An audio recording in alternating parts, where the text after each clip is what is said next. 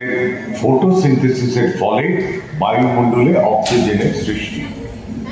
অক্সিজেনের পরিমাণ ক্রমশ বাড়তে থাকায় 120 কোটি বছর আগে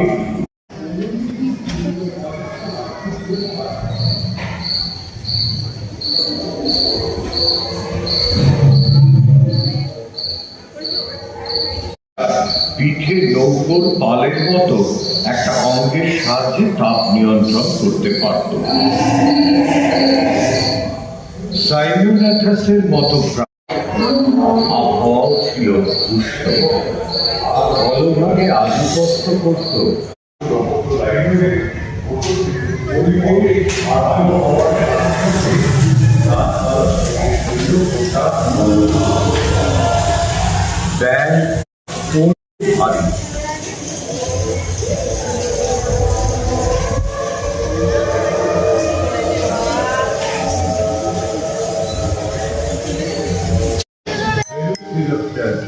গ্যালিমাইনাস ও ওভিডাক্টরের মতো ডাইনোসররা অলিম্পিকের দৌড়বিদের মতো স্পিডে ছুটতে পারত।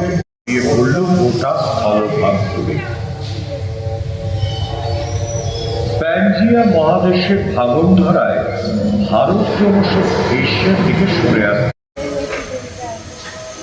বিষুব রেখার আশেপাশে আবহাওয়া উষ্ণ থাকলেও নদী শুকিয়ে যাওয়ার ফলে বনাঞ্চল কমে যায়, পরাগ মিলনের সম্পর্ক গড়ে ওঠে।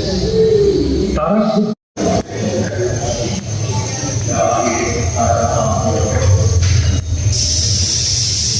এদের আক্রমণ থেকে বাঁচার জন্য তৃণভোজী একদিনও ছড়িয়ে পড়ে। এই সময়ই প্রথম ভূমিতে সাপেদের উপস্থিতির শুরু। স্থলভূমি দাপিয়ে বেড়াত টাইরানোসরাস রেক্স, যারা ছিল ডাইনোসরদের।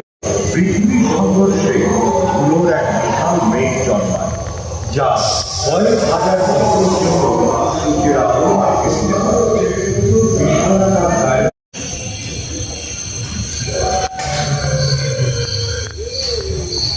হাতির পূর্বসূরি ডাইনোথেরিয়া ও ঘোড়ার পূর্বসূরি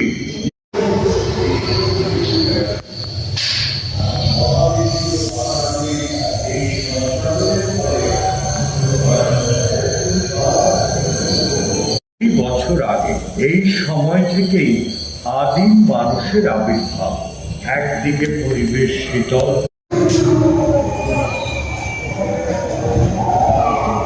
পৃথিবীর দীর্ঘ ইতিহাসে এরকম বহুবারই হয়েছে যখন উত্তর গোলার্ধের অধিকাংশই